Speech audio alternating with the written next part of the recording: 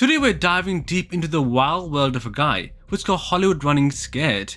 You've seen him lighting up the screen in movies like The Hunger Games, Zombieland, and way back in the days on Cheers is none other than Woody Harrelson. This man sat down with Joe Rogan on his podcast and unleashed some serious truth bombs that left the entertainment bigwigs sweating bullets. So, what's got Hollywood so rattled about to Woody? Is he just a rebel with a cause? Or is there something even bigger at play? Grab your popcorn and settle in, because we're about to unpack this wild ride from start to finish. Let's kick things off with a little backstory, because Woody Harrelson isn't your average movie star. This guy has been in game for over 3 decades, and his journey is anything but ordinary. Picture this, it's the late 1980s, and Woody's breaking out as Woody Boyd, the goofy lovable bartender on Cheers. That role earned him an Emmy and made him a household name. Fast forward, and he's tackling huge roles like the wise but scruffy Haymitch Abernathy in The Hunger Games, or the wild Tallahassee in Zombieland, taking down zombies with a baseball bat and a smirk. He's even played a creepy murderer in Natural Born Killers. Talk about range. But Woody is not just about the spotlight. Born in Texas in 1961, he grew up with a rough start. His dad was actually in prison for most of his childhood, which is not your typical Hollywood origin story. He worked his way up, waiting tables and doing odd jobs before hitting it big, and get this, he's a total nature lover. For years, he lived off the grid in Hawaii in a yurt, a round tent-like house, growing his own food and kicking back with the waves. He's all about keeping things real, and that's what sets him apart from the polished stars of Tinseltown. Woody's not here to play by the rules, he's here to rewrite them. Now let's get into the real meat of it, Woody's epic sit-down with Joe Rogan. This wasn't just a casual chat, it was a full-on showdown with Hollywood's way of doing things. Woody didn't mince words, he slammed the industry for pumping out war movies that glorify fighting, all while raking in cash and ignoring real-world issues. He even took aim at giant drug companies like Pfizer, pointing out how they made insane profits during the pandemic. He dropped this line, "The profiteering of war is just wrong. Why did Pfizer get to make $100 billion in 2021 alone? That's not just a question, it's a jab right at the heart of the system."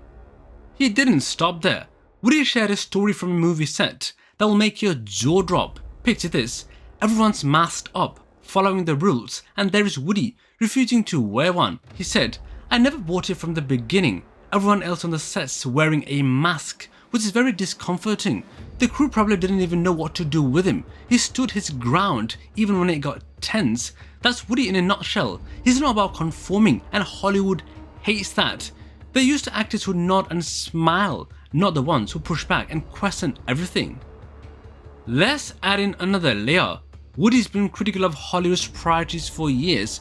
Back in the 90s, he starred in The People vs. Larry Flint, a movie about a guy fighting for free speech against all odds. Sound familiar to you? It's like Woody's been prepping for this rebel role his whole career. He's not afraid to call out the hypocrisy he sees, and that's got the studio execs squirming in their fancy chairs. Now, here is where things get real spicy. Woody's take on the vaccines. He's not shy about it, and he brought it up big time with Joe Rogan. Woody's all about personal choice, saying people should decide what goes on into their bodies, not some mandate from above. He's super skeptical of drug companies, wondering if they're in it for our health or their bank accounts. Here's a quote that hit hard: "To mandate that I have to take this thing, that to me is a fascist behavior." Yeah, he went in there.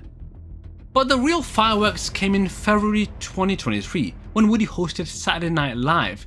In his monologue, he told a fictional story about a movie script where drug cartels team up to push a product everyone's forced to take, and if you don't, you're out of luck. The crowd roared with laughter, but a lot of people saw it as a sly dig at vaccines. He said, "The biggest drug cartels in the world get together and buy up all the media and all the politicians and force all the people in the world to stay locked in their homes." It was super hilarious, but it also got under Hollywood's skin. Some execs probably choked in the coffee watching that. That SNL clip blew up. Over 5 million views on YouTube in just days. Fans loved it, but backlash was swift. Some news outlets slammed him, calling him reckless and irresponsible. Meanwhile, his supporters cheered him on, saying, "He's just asking questions we're all thinking about." That kind of split reaction shows why Hollywood's real nervous. Woody's got the power to get people talking and they can't control the conversation. Woody didn't just stop at Hollywood. He and Joe Rogan went after the mainstream media too. They both agreed those big TV news channels are not giving us the full story. Woody praised Joe for having all kind of guests on his show, even people the networks won't touch. He said, "You are a fearless warrior, allowing voice to people others would say you are wrong to interview." That's Woody tipping his hat to Joe's no-filter style, something Hollywood's not used to. He brought up a wild example to prove his point. In early 2023, a group called Project Veritas released a hidden camera video of a Pfizer employee talking about some shady stuff like tweaking viruses in a lab. Woody thought it was explosive, saying they should have been across every single platform, yet you didn't see in mainstream media. He's got a point. Why didn't that get more airtime? Woody thinks the media is protecting the big players and is not afraid to call it out. Hollywood might fear him because he's boosting platforms like Joe's, who spill secrets they'd rather keep buried. Oh, and Joe's reach? Absolutely massive. His podcast pulls in about 11 million listeners per episode. That's from Spotify's 2022 numbers alone. So when Woody teams up with him, it's not just two guys chatting, it's a message blasting out to millions of people out there, unfiltered and unstoppable. Alright, let's have some fun and get a little mysterious. What if Woody's got more up his sleeve than we think? There is this buzz online, total speculation, no proof, that he might be part of a secret crew in Hollywood, a group of actors tired of the industry's games. Imagine Woody sneaking off to late night meetings with other rebels, plotting to flip the script on Tinseltown. Maybe they're passing notes in code or meeting in some hidden Hawaiian jungle spot. It is a stretch, but it's juicy to think about, right? Or maybe he's just a solo outlaw, too free-spirited to tame. He's been at this since years in the 80s and is still doing things his way. Like that time he lived in Hawaii, growing his own veggies and surfing every single day. How many A-listers do that? Some fans even whisper he's got dirt on Hollywood, stuff from decades in the biz they don't want out. Think about it. In 2002, he did a play called On an Average Day, where he played a guy unraveling society's lies, and in a 2018 Garden interview, he said he does not trust big corporations or the government. He's been dropping clues forever. Could he be sitting on some industry's shaking secrets? Here is another angle. Woody's dad was a convicted hitman, and Woody's talked about how that shaped him. In a 2017 podcast, he said it taught him to question authority early on. Maybe that's why he's so fearless now. Hollywood might worry he's got insider knowledge and the guts to spill it. Woody's not all just about stirring drama. He's got a lighter side too. On the podcast, he dished out some of his health secrets, and they are pretty cool. He's huge on raw foods. Think fresh fruits, veggies and nuts. No cooking required. He told Joe it keeps him energized and feeling great. He also mentioned terrain theory, this idea that a strong body fights off sickness better than just dodging germs. It's a bit out there, but that's Woody for you, always exploring stuff you won't find in a typical doctor's office. And then there is this sense of humor. He showed Joe a ridiculous trick with a mask, pretending to use it like a bong, for smoking weed. He said, "I take a hit, blow it right through the mask, hundreds of times heavier than a virus, and cracked everybody up." It was just playful way of brushing up all the mask rules.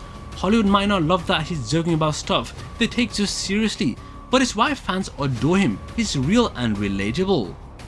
He's got a wild streak too.